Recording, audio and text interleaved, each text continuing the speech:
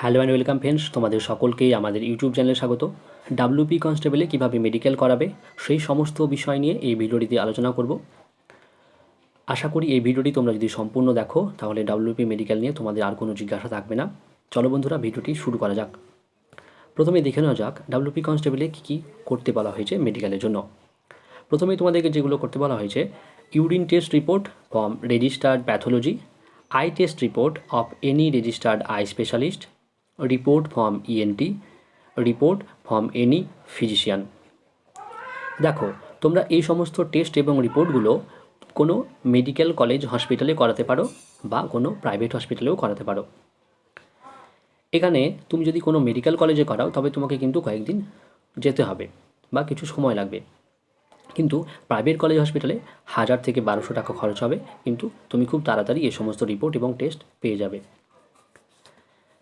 তুমি যদি মেডিকেল কলেজে যাও তাহলে তোমাকে যে টিকিটগুলো কাটতে হবে সেগুলো একটা হলো ইএনটির জন্য একটা টিকিট কাটতে হবে, মেডিসিনের জন্য একটা টিকিট কাটতে হবে এবং আই টেস্টের জন্য একটা টিকিট কাটতে হবে। বা তুমি তিনটের জন্য একটাই টিকিট কাটতে পারো, একটা টিকিটেই তিনটে বিষয় ইস্যু করা হবে।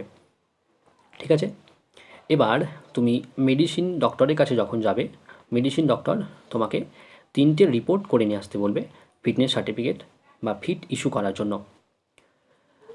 প্রথমে হলো এক্স রে, তারপরে ইসিজি, তারপরে তোমার রয়েছে ব্লাড টেস্টের রিপোর্ট এবং ইউরিন টেস্টের রিপোর্ট।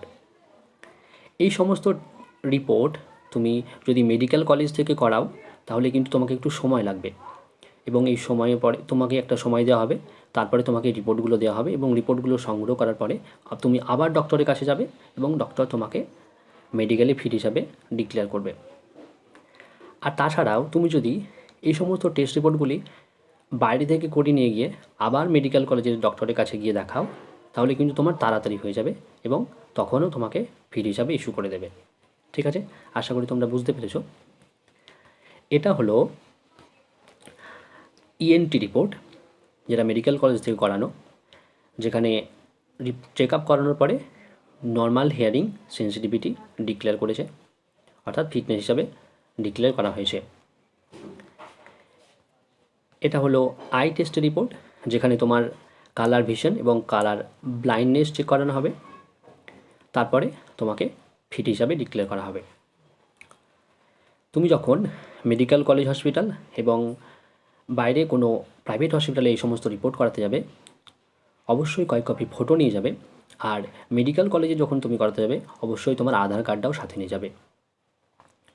আশা করি তোমরা বুঝতে পেরেছো। তোমাদের হাতে যদি কম সময় থাকে তোমরা অবশ্যই বাইরে থেকে করিয়ে নাও, আর তোমাদের কাছে যদি সময় থাকে তোমরা মেডিকেল কলেজে গিয়ে করাতে পারো। এই সমস্ত টেস্ট এবং রিপোর্ট করানোর পরে অবশ্যই সিগনেচার করিয়ে নেবে এবং স্ট্যাম্প মেরে নেবে। তারপরে এই সমস্ত টেস্ট এবং রিপোর্ট তোমাদের যে ডেটে জমা দিতে বলা হয়েছে সেই ডেটে গিয়ে জমা দিয়ে দেবে। ধন্যবাদ বন্ধুরা ভিডিওটি শেষ পর্যন্ত দেখার জন্য। আরও এই ধরনের আপডেট পেতে আমাদের চ্যানেলটিকে এখনই সাবস্ক্রাইব করো। কোনো জিজ্ঞাসা থাকলে যে কমেন্ট সেকশনে জানাও। ভিডিওটি ভালো লেগে থাকলে বন্ধুদের সাথে শেয়ার করো।